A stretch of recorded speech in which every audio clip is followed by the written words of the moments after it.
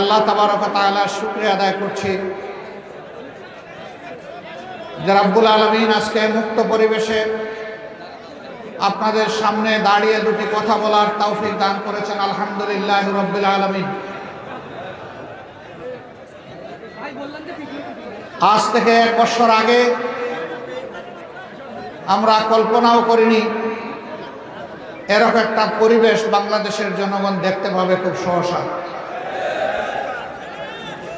এই কেবল গেল বছর মহান প্রভুর ডাকে তার মেহমান হিসাবে খানায়ে কাবার চত্বরে লাব্বাইক আল্লাহুম্মা লাব্বাইক বলার সুযোগ হয়েছিল।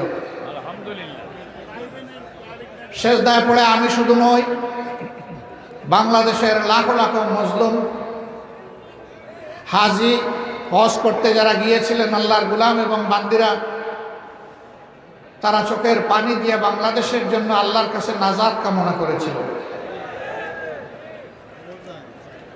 সম্মানিত গাইবান্ধাবাসী, যারা চিনত এবং কিছু কিছু যারা জানত, তারা অনেকে এসে জিজ্ঞেস করতেন এই জাতির কি মুক্তির কোনো পথ আছে?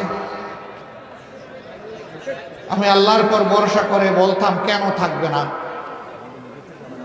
যে জায়গাটায় এসেছেন সেই জায়গার সেই ঘরের মালিকের কাছে মন ভরে চোখের পানি দিয়ে বলতে থাকেন, আল্লাহ তাআলা 2 ফোঁটা তরল পদার্থের সবচেয়ে বেশি ভালোবাসেন এবং মর্যাদা দিয়ে থাকেন।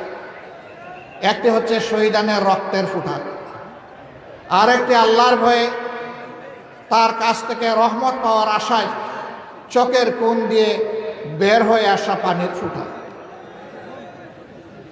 সুতরাং সেই চোখের পানি দিয়ে আল্লাহকে ডাকা।